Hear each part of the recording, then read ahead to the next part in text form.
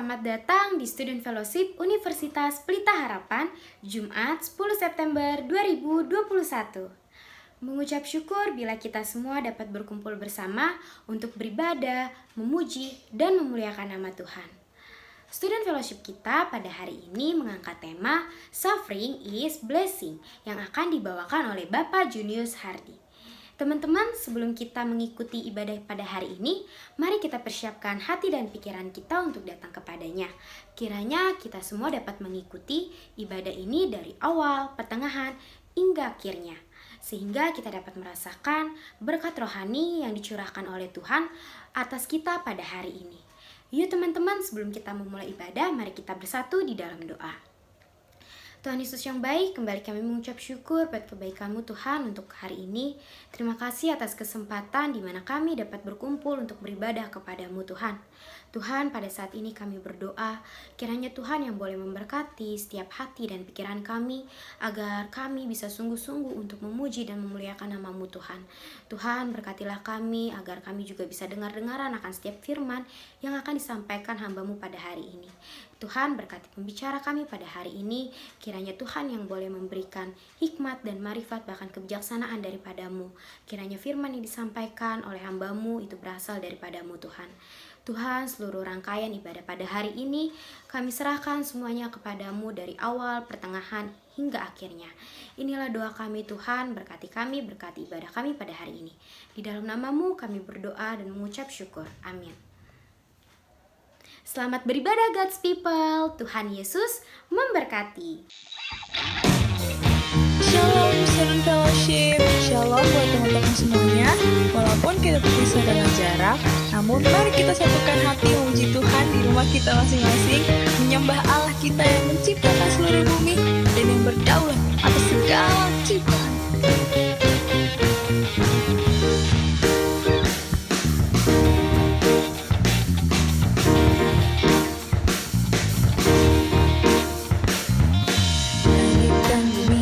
Pujilah Tuhan, sebab Dia ciptakan semuanya. Keagungannya mengatasi langit bumi, sama sujud di hadapannya.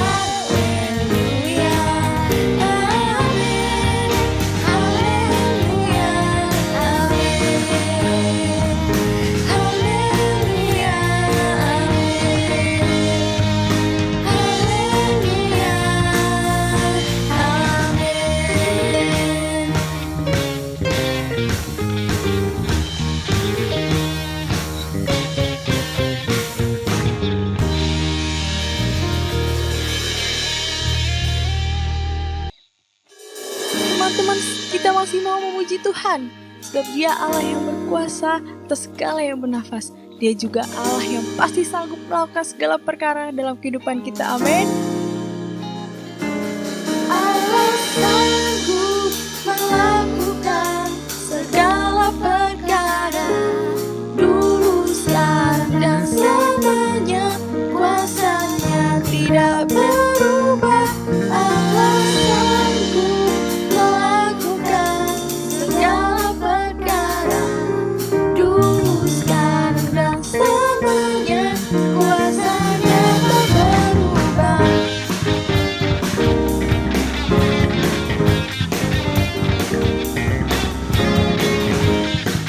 Sama-sama kita katakan ini dari awal. Let's go. Tak pernah dilihat mata, yang tak pernah didengar telinga, yang tak pernah timbul di dalam hati, semua disediakannya bagi yang mengasihi Dia. Allah sanggup melakukan segala perkara, dulu, sekarang, dan selamanya. Kuasanya tidak berubah. Allah sanggup melakukan segala perkara, dulu, sekarang, dan selamanya. Kuasanya tak berubah. Dulu, sekarang, dan selamanya. Dulu, sekarang, dan selamanya. Dulu, sekarang, dan selamanya. Kuasanya tak berubah.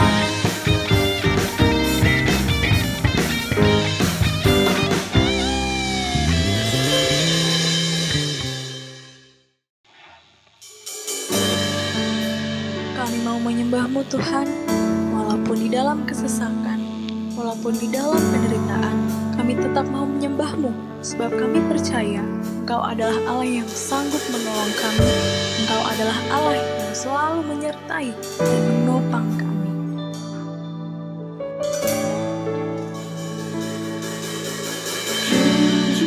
Kadang ku tak sanggup menghadapi semua bebanku,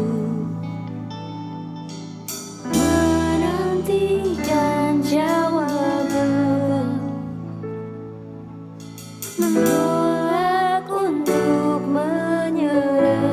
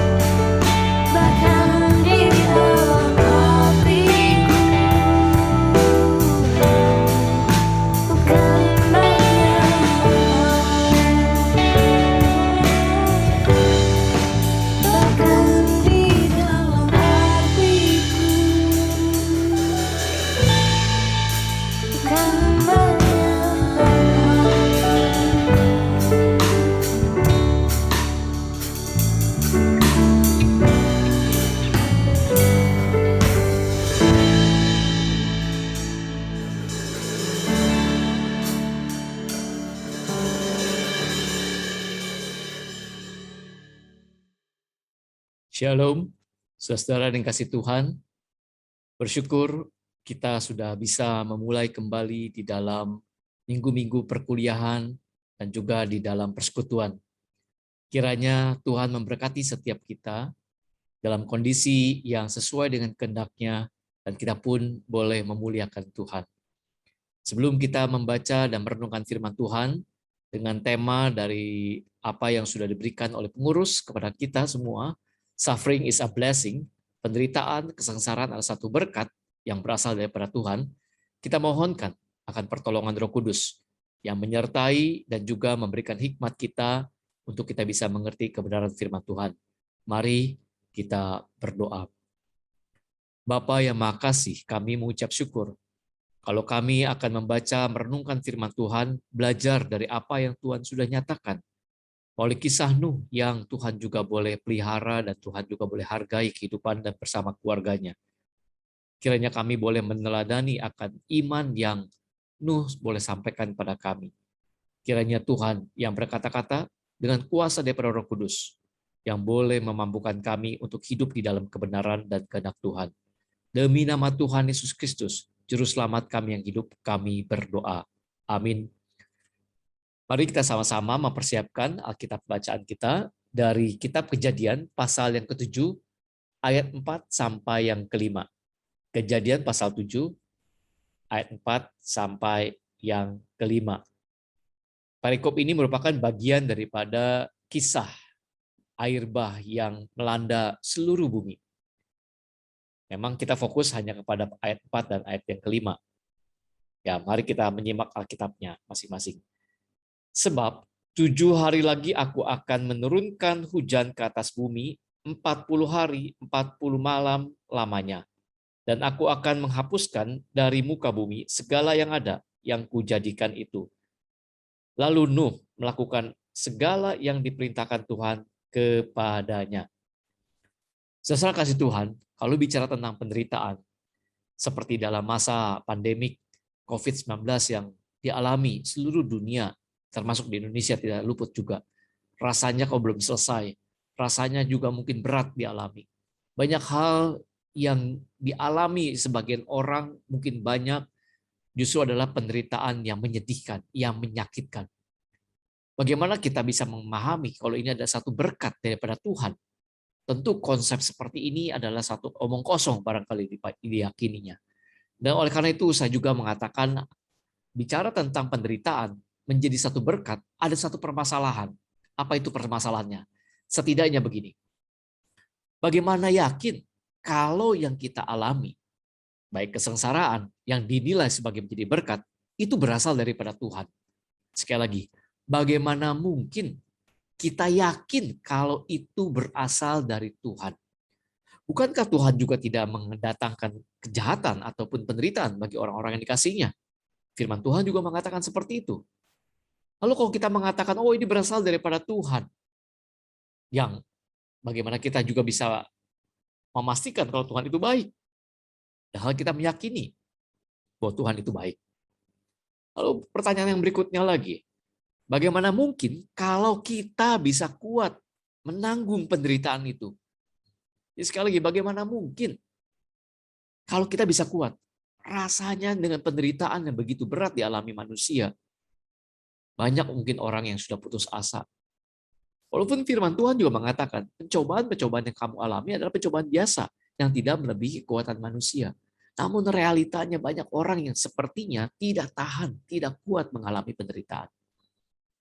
Saudara kasih Tuhan, ini juga menjadi satu permasalahan dalam realita, tidak terkecuali orang Kristen maupun juga tidak. Lalu pertanyaan yang berikutnya, bagaimana pasti atau bagaimana kita bisa memastikan kalau akhir dari penderitaan itu akan jadi baik-baik saja, happy ending, kira-kira seperti itu. Kenyataannya, justru banyak yang kecewa dengan Tuhan. Kenyataannya, banyak yang salah sangka, salah mengenal akan Tuhan. Sehingga sepertinya tidak lagi mau menyenangkan Tuhan. Ya pokoknya hidup berdasarkan keinginannya sendiri. Ini problem yang terjadi. Dan kalau kita juga melihat bahwa penderitaan itu adalah satu berkat, itu tidak jauh beda dengan beberapa agama, pandangan agama, terutama agama yang sejak berdiri agama ini paling lama ketika begitu. Dan ini konsep kebanyakan umat manusia sebenarnya, yaitu memang dari penderitaan, misalkan bencana alam, yaitu gunung meletus. Dari gunung meletus banyak yang dirugikan ataupun banyak yang meninggal dunia. Tapi hasil dari gunung meletus itu, tanah menjadi subur. Apakah demi semata-mata tanah subur, lalu banyak korban yang dikorbankan, banyak penderitaan yang dialami orang banyak? Apakah itu sebanding? Nah, ini pertanyaan-pertanyaan yang sepertinya bertolak belakang dengan nalar kebanyakan manusia. Jadi bagaimana mungkin kita bisa memahami penderitaan atau kesengsaraan adalah berkat daripada Tuhan? Wah, ini rasanya bertolak belakang. Nah, oleh karena itu kita coba belajar dari kejadian Nuh ini. Kalau saya mengambil terjemahan dari versi Modern Indonesian Literal Translation, copyright 2008, kita lihat kitab telaah masing-masing ayat ini.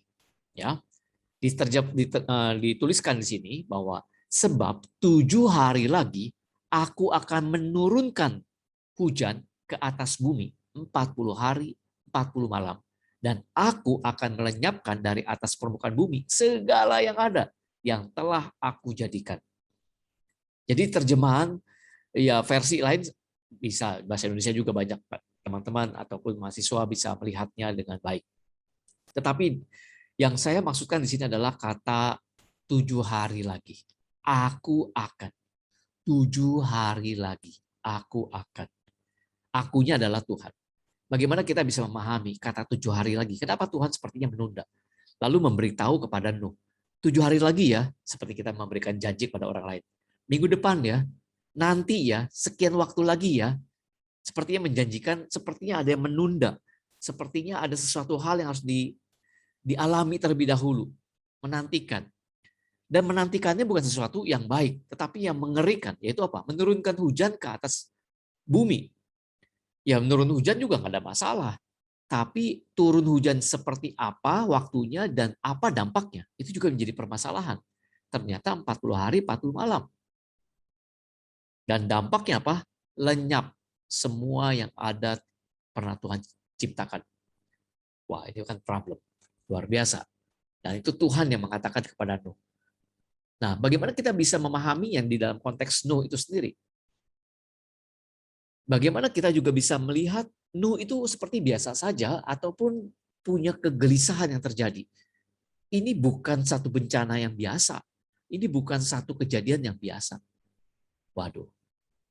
Ini juga di luar nalar kita ya. Kita juga mungkin memikirkan, Nuh tahu gak hujannya seperti apa dahsyatnya. Jadi kalau mahasiswa yang dikasih Tuhan, kalau melihat dalam kitab Kejadian, belum pernah dituliskan adanya turun hujan yang begitu luar biasa yang sampai menghabiskan umat manusia. Jadi belum ada gambaran seperti apa. Bahkan Tuhan memerintahkan Nuh untuk membangun bahtera. Belum ada yang membangun bahtera. Dan sampai Tuhan juga detail ukurannya seperti apa. Dan adanya di mana? Bukan di tepi pantai atau di sungai. Tetapi setidaknya itu di daerah pegunungan atau dataran tinggi. Membangun bahtera yang besar harusnya ada air. Banyak orang mungkin bertanya kepada Nuh atau Bapak Nuh, engkau mau membuat apa? Nuh mengatakan membuat bahtera. Orang mengatakan, bahtera itu apa? Dijelaskanlah secara detail bahtera. Yang dimana akan mengambang atau mengapung di atas permukaan air. Lalu orang bertanya, bagaimana mungkin kau mendirikan di tempat yang tidak ada airnya? Dan mungkin belum ada air yang turun seperti ini. Wah, mungkin Nuh dilecehkan. Nuh juga bingung. Iya, bagaimana mungkin dilakukannya? Jadi mari kita lihat, saudara kasih Tuhan. Ternyata bisa jadi di zamannya Nuh ini, banyak konflik yang dialami juga Nuh. Bagaimana dia bisa yakin? Bagaimana dia bisa memastikan kalau itu adalah Tuhan yang berbicara? Mungkin keluarganya pun bertanya, yakin Pak? Karena yang berbicara itu Tuhan langsung kepada Nuh. Tidak, Tuhan langsung bicara kepada satu keluarganya kepada Nuh. Nah, itu kita menuliskan seperti demikian. Mari kita telah satu persatu. Di sini dijelaskan bahwa ada realitas yang terjadi. 7 hari lagi. Kenapa Tuhan menunda? Karena leluhurnya, atau boleh dikatakan kakek daripada Nuh ini, namanya Metuselah. Metuselah ini adalah usia yang paling lanjut, 969 tahun. Dan Metuselah itu diartikan namanya adalah pada saat yang punya nama ini atau orang ini meninggal dunia, sesuatu kejadian yang dahsyat akan menimpa umat manusia. Jadi saat Metuselah meninggal dunia akan terjadi hal yang begitu luar biasa bagi umat manusia. Dan Metuselah meninggal dunia. Nuh menyaksikannya. Dan usia Nuh saat itu dituliskan dalam kitab Kejadian pasal 7 ini 600 tahun. Udah lanjut juga barangkali begitu ya. Tapi dia menyaksikan bahwa Metuselah ini, kakeknya ini meninggal dunia. Dan dia tahu akan kejadian dahsyat luar biasa. Sehingga 7 hari lagi menunda adalah tujuannya untuk masa berkabung. Jadi itu tradisi orang-orang kuno, 7 hari itu adalah masa perkabungan. Menunda sedemikian rupa. Sepertinya dunia pun atau Tuhan pun memberitahu dunia bahwa akan ada perkabungan, dan itu tanda yang pernah diberikan Allah kepada umat manusia. Itu sudah terbukti. Tunggu waktunya lah. Dan di situ mungkin perlu banyak orang tidak percaya. Nah, kenapa dikatakan juga aku akan? Itu menunjukkan bahwa Tuhan bertindak. Saudara yang dikasih Tuhan melihat lagi di dalam kitab Kejadian pasal 7 ini, ayat yang keempat, dikatakan aku akan menurunkan hujan ke atas bumi. Nah, dikatakan aku akan itu akibat dari apa? Karena ada satu peristiwa Kejadian pasal 6 ayat 1-7, saudara bisa menyimaknya, bahwa umat manusia melakukan perbuatan yang amat sangat keji, yang menyakitkan hati Tuhan, sehingga Tuhan pun kecewa. Makanya Tuhan akan memusnahkan. Ya, memang ada ayat yang sulit yang perlu dibahas lebih lanjut, ya mungkin di dalam kelas-kelas wawasan dunia Kristen atau di dalam studi kalian secara mandiri dan bertanya lagi, bisa mendapatkan pemahaman yang lebih alkitabiah ya. Mengapa Tuhan menyesal? Bagaimana mungkin Tuhan bisa menyesal menciptakan manusia? Nah, itu adalah satu perkataan atau frasa yang dimana Tuhan begitu punya hati kepada umat manusia, tetapi umat manusia begitu menyakitinya begitu. Maka Tuhan menyesal seolah seperti memakai perasaan sikap manusia. Tapi tidak demikian pada Allah. Nah, itu menunjukkan bahwa apa? Realitas. Sekalipun Tuhan yang menyebabkan, ya lihat ya, turun hujan 40 hari 40 malam sedemikian rupa lama. Berarti Tuhan yang berdaulat. Sehingga semua yang terjadi dalam dunia saat ini tetap ada di dalam kedaulatan Allah. Tetap di dalam kebenaran keadilan Allah. Karena umat manusia berdosa, Tuhan menghukum. Jadi kesimpulan seperti apa yang tadi ditanyakan di depan. Mungkinkah Tuhan menyebabkan malapetaka bagi manusia? Sangat mungkin. Kenapa bisa begitu? Karena perbuatan dosa manusia. Tapi tidak serta-merta hanya sekedar perbuatan dosa manusia. Kenapa? Karena Nuh pun ikut mendapatkan dampak yang terjadi. Sehingga bagi Nuh itu bukan akibat daripada dosanya, walaupun manusia saat itu adalah udah jatuh dalam dosa dari Adam dan Hawa. Tetapi mendapatkan bagian dari konsekuensi dosa dunia, dosa manusia. Sehingga tetap ada kebenaran keadilan Allah yang maha suci. Tetapi juga ada di dalam pemeliharaan dan pengaturan Tuhan, providensia. Jadi jelas semua yang terjadi di dalam dunia, di dalam umat manusia, ada di dalam kedaulatan Allah. Jadi itu realitas penderitaan. Tuhan tidak terkejut, tidak kaget-kaget gitu. Kok tiba-tiba terjadi pandemik yang cukup lama ya? Lihat catatannya, ini bercanda aja gitu. Waktunya cuma sebentar, ini kenapa jadi lama begini? Wah, Tuhan terkejut. Ya, nggak mungkin. Tidak ada sesuatu kejadian apapun yang di luar daripada kendali atau pengetahuan Tuhan. Semua ada di dalam pengetahuan Tuhan. Semua ada di dalam kedaulatannya Tuhan. Ini yang perlu kita yakini bersama. Dan itu menjadi satu dasar buat kita betul-betul memahami, mengenal Allah yang kita kenal, kita sembah adalah Allah yang sungguh memperhatikan umatnya. Allah yang peduli. Bagian yang kedua, bagaimana dampak bagi orang beriman? Tadi saya katakan bahwa Nuh pun mendapatkan akibat, misalkan turun hujan selama 40 hari 40 malam, itu adalah satu gambaran waktu yang panjang, yang lama. Tidak secara harafiah 40 hari 40 malam gitu ya. Jadi itu ungkapan adalah satu waktu periode yang panjang. Berapa lama? Yaitu mengungkapkan waktu yang panjang. Ya sekali lagi, tidak ada yang tahunya. Nanti di surga kita bisa tahu tepatnya berapa begitu. Namun yang dipastikan adalah Nuh pun pasti basah, kira-kira begitu. Dan mendapatkan dampak dari kejadian alam sedemikian rupa. Kenapa bisa begitu? Karena ini adalah harga yang harus dibayar atas kesalehan atau iman dari Nuh. Sekali lagi, ini adalah konsekuensi dari iman atau kesalehan Nuh. Karena di dalam Kejadian pasal 6 dikatakan Nuh mendapatkan belas kasihan daripada Tuhan. Kenapa? Karena ia adalah orang yang saleh, orang yang benar. Nuh benar di mata Tuhan. Tetapi konsekuensinya, hidup benar di tengah zaman yang keliru, pasti akan mengalami penderitaan. Inilah ujian daripada iman. Yesus saudara perhatikan di dalam background ini, saya tuliskan ada Lukas pasal 9 ayat yang 23. Lukas 9 ayat yang 23 adalah ayat yang berkata demikian. Saya bacakan buat kita. Barang siapa yang ingin mengikuti aku, ia harus menyangkal dirinya, pikul salib dan mengikuti aku. Siapa yang mau mengikuti Kristus akan mengalami penderitaan, akan mengalami salib, hinaan, ejekan di tengah dunia yang bengkok sesat. Jadi itu adalah harga yang harus dibayar.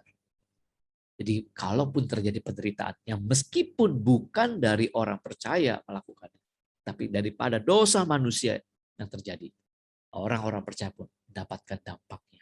Tidak luput dari situ.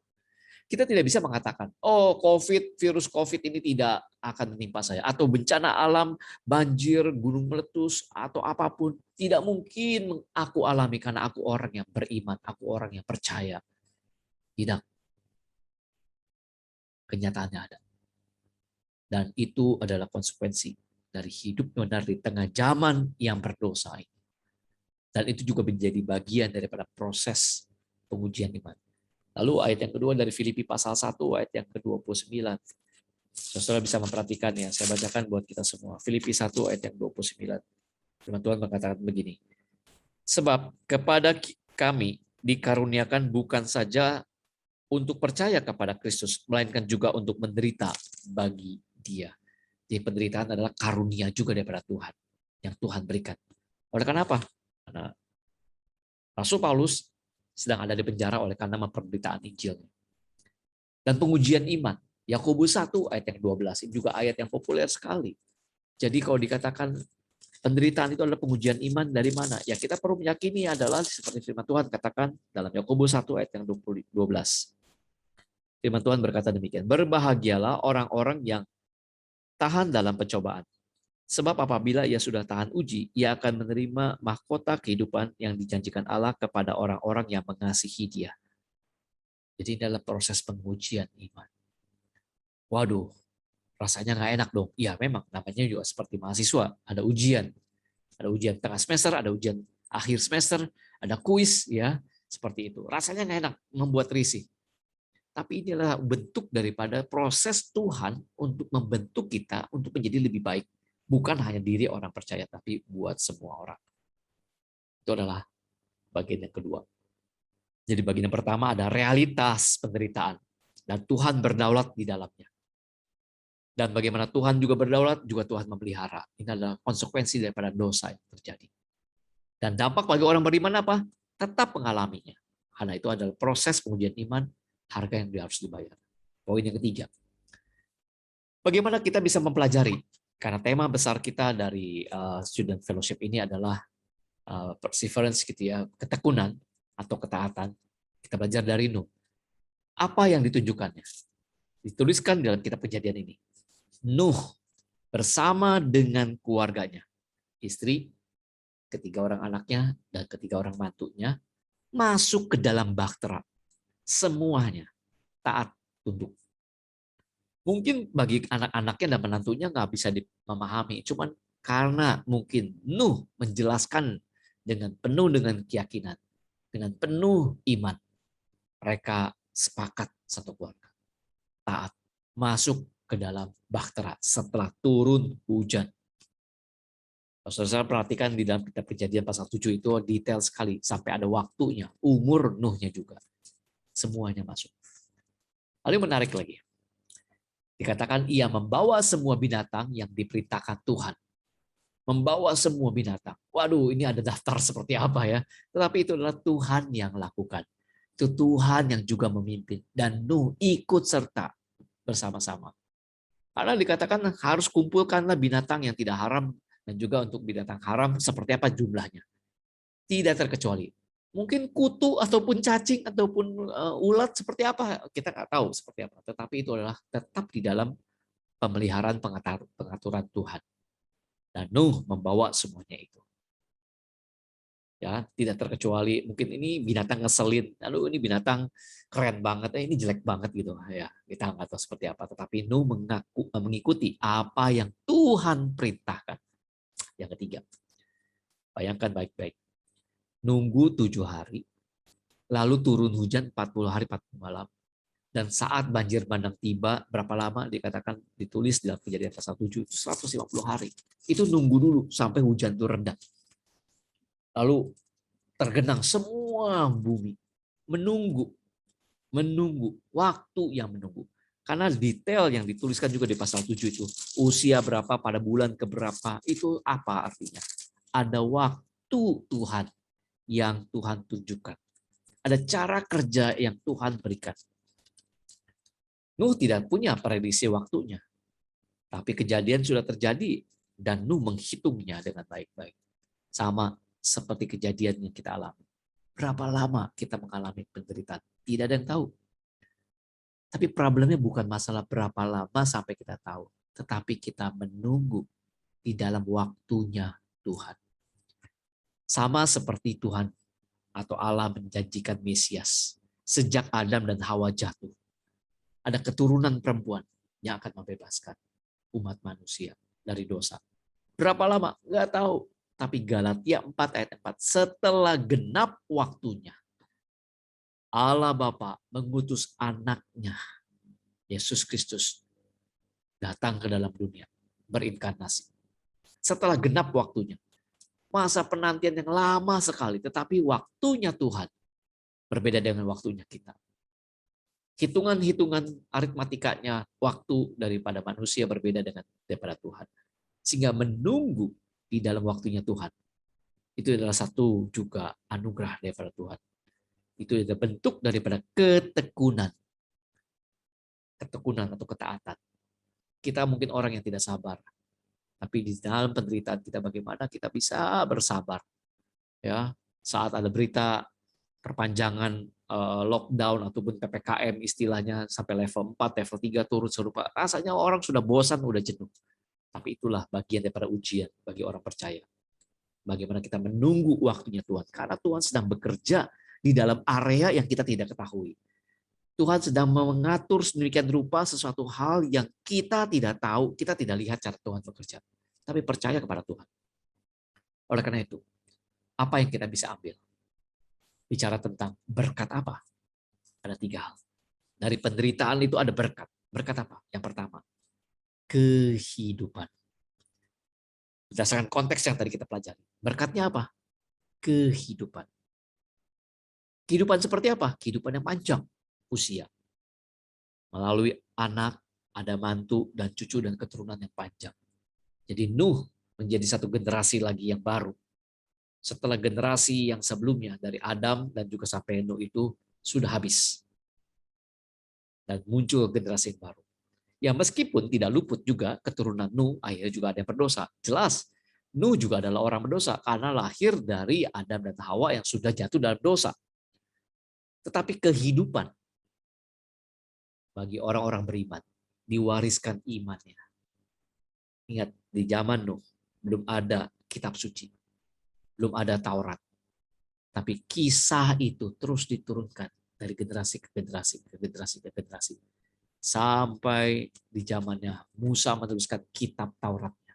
Dan ia bagikan kepada orang-orang Israel yang keluar dari Mesir. Berapa lama di Mesir? ratusan tahun. Hampir 350 tahun.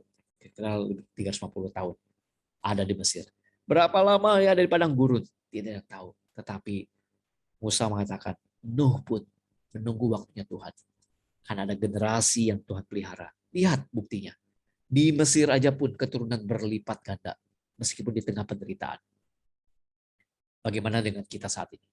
Penderitaan apa yang kita alami? Tetapi kehidupan, iman orang percaya diwariskan dari generasi ke generasi. Yang kedua, berkatnya apa?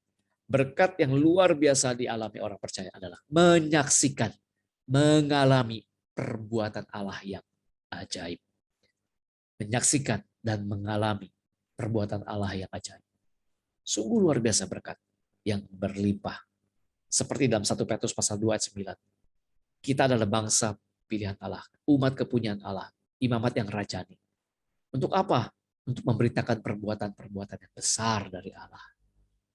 Menceritakan, perbuatan itu diceritakan dari keturunan-keturunan. Karena kita sudah menyaksikan dan juga mengalami perbuatan Allah yang ajaib. Dan Nuh melihat semuanya itu. Kenapa? Seperti apa? Mari kita lihat. Ya, setidaknya seperti ini kontrasnya. Di dalam kitab Kejadian pasal 1, dikatakan bumi belum berbentuk dan kosong. Gelap gulita dan samudera raya menutupi bumi. Ada kekacauan yang terjadi, dikatakan begitu ya, saya sebut kekacauan. Air semua menutupi. Setelah terang dijadikan di hari pertama, lalu dibuatlah cakrawala untuk apa? Perhatikan Kejadian pasal 1.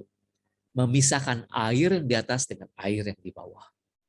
Ada memisahkan air yang di atas, air yang di bawah.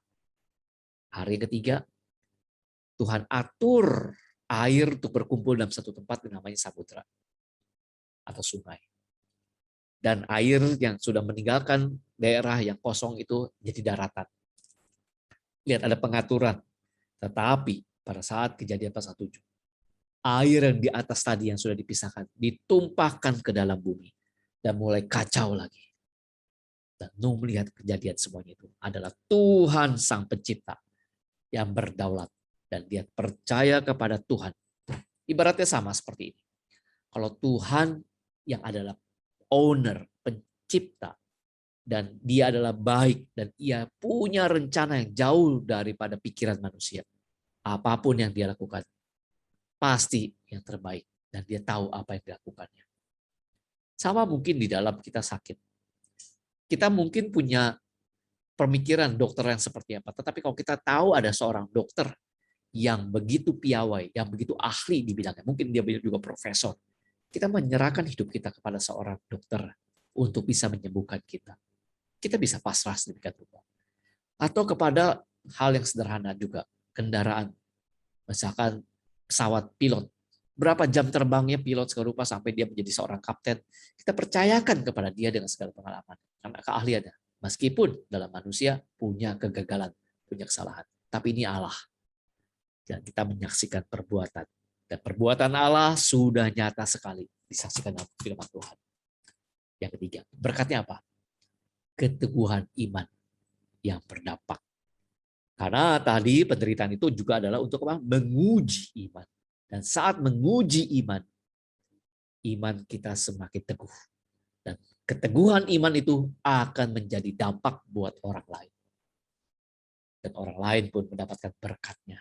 Ini yang luar biasa. Ini yang bernilai kekal. Sungguh luar biasa.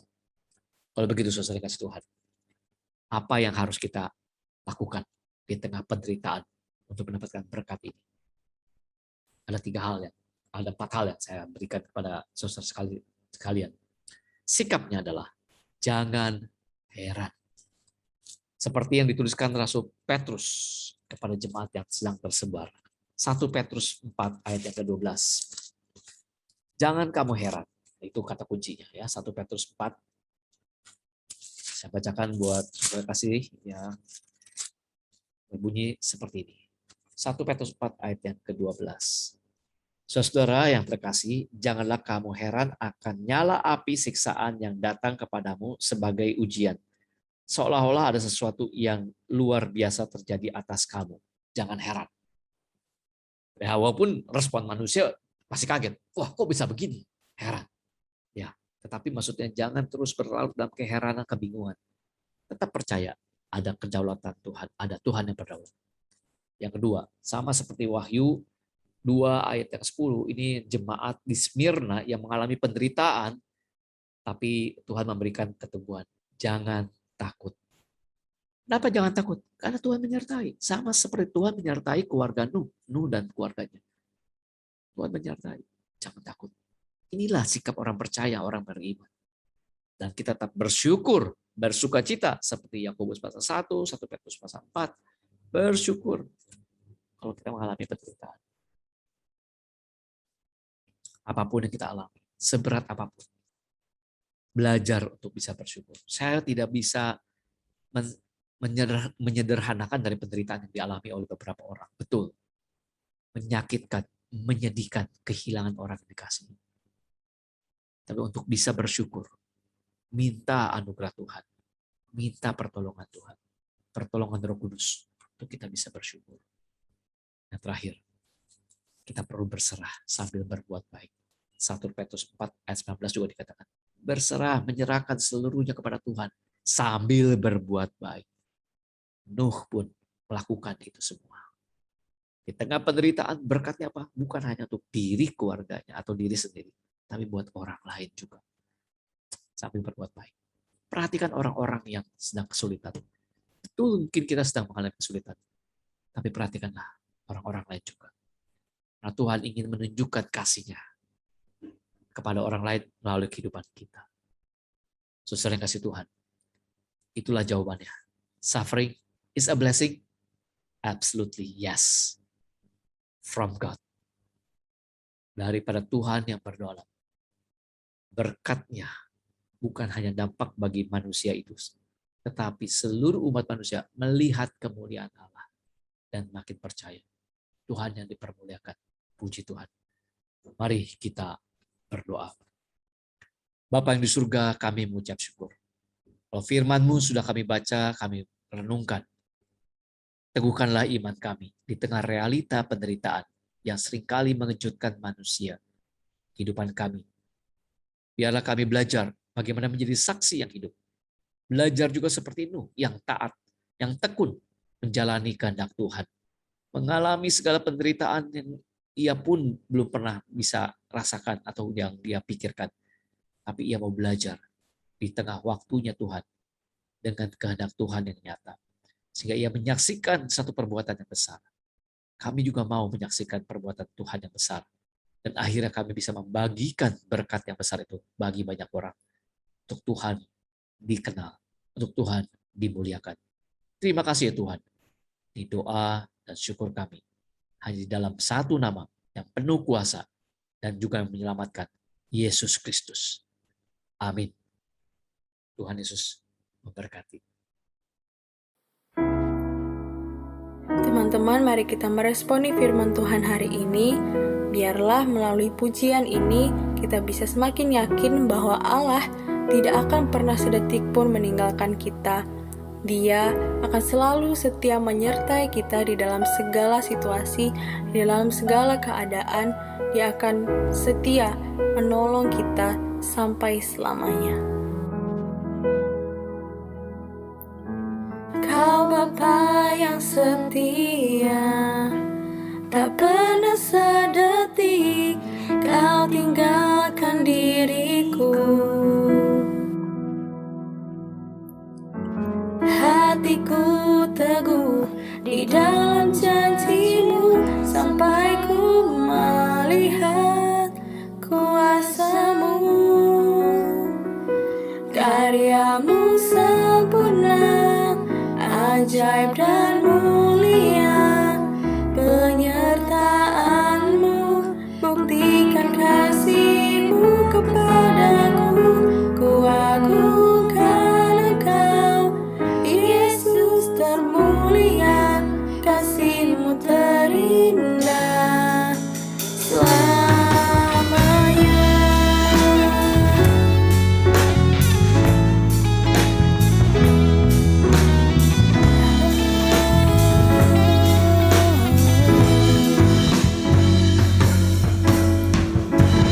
Kau Bapa yang setia,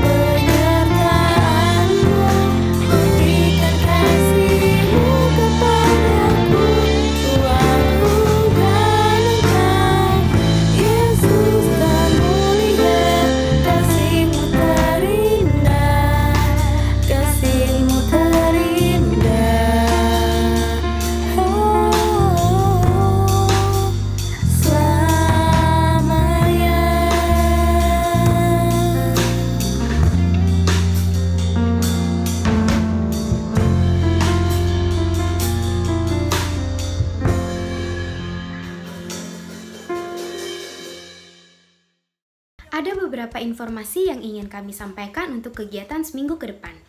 Kami mengajak teman-teman semua untuk mengikuti ibadah Student Fellowship minggu depan yang ditayangkan melalui YouTube pada hari Jumat 17 September 2021 pukul 5 sore yang bertemakan God Keeps His Promise yang akan dibawakan oleh Bapak Chandrahan. Mari kita ajak teman-teman yang lain untuk mengikuti ibadah Student Fellowship minggu depan. Adapun kegiatan rutin yang dilaksanakan oleh Spiritual Growth yaitu ada santuy, saatnya bersekutu-kuy setiap hari Senin pukul 7 malam. Bagi teman-teman yang rindu untuk berkomunitas, boleh bergabung di santuy. Lalu ada prayer meeting yang dilakukan setiap hari Minggu pukul 7 malam. Bagi teman-teman yang rindu untuk berdoa maupun sharing bersama teman-teman yang lain, boleh bergabung. Untuk mengetahui setiap updatean mulai dari Student Fellowship, santuy, prayer meeting, dan kegiatan lainnya, kalian boleh cek dan follow akun Instagram kami di @sg_uph dan @santuy_uph. Demikian informasi yang ingin disampaikan pada hari ini. Terima kasih kepada teman-teman yang telah mengikuti ibadah Student Fellowship kita pada hari ini. Yuk teman-teman, sebelum kita menutup ibadah kita pada hari ini, mari kita bersatu di dalam doa. Tuhan Yesus yang baik, kembali kami mengucap syukur Tuhan buat kebaikan Tuhan pada kami. Terima kasih Tuhan, Kau telah memberkati ibadah ini dari awal, pertengahan, hingga akhirnya. Tuhan Yesus, kami juga berdoa kiranya setiap firman yang boleh kami terima dan boleh kami dengar, itu bisa menjadi kekuatan sekaligus rema di dalam kehidupan kami Tuhan, untuk terus bisa semakin mengenal dan bertumbuh di dalam Engkau Tuhan Yesus. Tuhan Yesus, kami juga berdoa Tuhan untuk pembicara kami pada hari ini, kiranya Tuhan yang boleh memberkati kesehatan, keluarga, pekerjaan, bahkan pelayanannya kepadamu Tuhan. Kiranya terus bisa menjadi berkat bagi banyak orang Tuhan. Tuhan, kami juga berterima kasih karena Engkau terus memberkati kami hingga saat ini. Kami juga berdoa Tuhan untuk para pelayan yang telah mengambil bagian di dalam ibadah Student Fellowship pada hari ini. Kiranya Tuhan yang terus boleh memberkati, Tuhan yang terus boleh mengurapi setiap pelayanan berikutnya Tuhan. Tuhan, kami juga berdoa untuk bangsa dan negara kami Tuhan, Indonesia ini Tuhan. Engkau tahu Tuhan bagaimana keadaan Indonesia saat ini Tuhan. Kami menyerahkan seluruhnya ke dalam tangan pengasihan-Mu Tuhan. Berkati Bapak Presiden kami, Bapak Jokowi Tuhan. Kiranya setiap apa yang Bapak Jokowi lakukan saat ini, kiranya itu semua berasal daripada-Mu. Berikan hikmat kebijaksanaan daripada-Mu Tuhan. Dan berkati juga Tuhan untuk bangsa dan negara kami dalam penanganan COVID-19 Tuhan Yesus. Mulai dari vaksinasi yang sedang berlangsung pada saat ini, kiranya terus Kau berkati, kiranya dapat berjalan dengan lancar dan cepat Tuhan Yesus. Tuhan, kami juga berdoa Tuhan untuk segala kebutuhan bangsa dan negara kami, Tuhan yang boleh cukupkan, Tuhan yang boleh tetap berkati Tuhan, agar bangsa dan negara kami dapat terus memberikan pelayanan yang terbaik buat masyarakatnya Tuhan. Tuhan, kami juga berdoa untuk tenaga kesehatan Tuhan yang boleh berada di garda terdepan Tuhan untuk menangani COVID-19 Tuhan. Kiranya Tuhan yang terus boleh memberkati setiap keluarga, kesehatan, bahkan pelayanannya menjadi tenaga kesehatan Tuhan Yesus. Tuhan, kami menyerahkan bangsa dan negara ini ke dalam tangan pengasihan-Mu Tuhan. Kami juga berdoa Tuhan untuk UPH. Kau yang boleh memberkati pemimpin UPH, Kau yang boleh memberkati staf UPH, Kau yang boleh memberkati dosen UPH Tuhan. Berkati mereka, beri hikmat kebijaksanaan daripada-Mu Tuhan dalam memimpin, dalam mendidik mahasiswa-mahasiswa UPH Tuhan. Tuhan, kami juga berdoa untuk mahasiswa UPH Tuhan. Kiranya Engkau yang boleh memberkati agar mahasiswa UPH Tuhan dapat mengikuti setiap pembelajaran yang dilakukan secara online dengan baik Tuhan Yesus. Tuhan Yesus, kami juga berdoa Tuhan untuk youth camp yang akan dilakukan sebentar lagi Tuhan. Kiranya Engkau yang boleh memberkati setiap persiapan, Engkau yang boleh memberkati setiap apa yang telah direncanakan. Kiranya itu Tuhan boleh bisa menjadi membawa berkat bagi banyak orang Tuhan Yesus. Kiranya acaranya pun bisa berjalan dengan lancar sesuai dengan kehendak-Mu Tuhan. Tuhan, kami juga berdoa Tuhan untuk keluarga kami masing-masing Tuhan. Tuhan yang boleh memberikan kesehatan, Tuhan yang boleh memberkati rezeki, Tuhan yang boleh memberkati setiap hati bagi keluarga kami. Berikan hati yang sukacita Tuhan. Apabila ada yang mengalami duka cita, Tuhan yang boleh memberi penghiburan Tuhan Yesus, agar kami Tuhan, setiap keluarga kami dapat terus berada di dalam Engkau Tuhan Yesus. Tuhan, kami juga berdoa Tuhan untuk setiap kami yang pada saat ini boleh mengikuti ibadah student fellowship Tuhan. Kiranya Tuhan, kami bisa semakin bertumpu di dalam Engkau. Kami bisa memiliki satu hati untuk memuji, memuliakan nama-Mu, untuk terus datang kepadamu di tengah-tengah situasi saat ini Tuhan. Kiranya Tuhan, Kau yang boleh memberkati kami Tuhan. Tuhan, di atas segalanya, ampuni segala dosa dan kesalahan kami Tuhan. Kami tahu Tuhan banyak sekali perbuatan kami yang tidak menyenangkan hati-Mu, tapi kami mohon Tuhan, Kau yang boleh mengurapi Tuhan, yang boleh menghapuskan segala dosa dan kesalahan kami Tuhan. Inilah doa kami Tuhan Yesus, kami menyerahkan seluruhnya ke dalam tangan pengasihan-Mu. Di dalam nama-Mu kami berdoa dan mengucap syukur. Amin. Terima kasih God's people, sampai berjumpa di student fellowship berikutnya. Tuhan Yesus memberkati.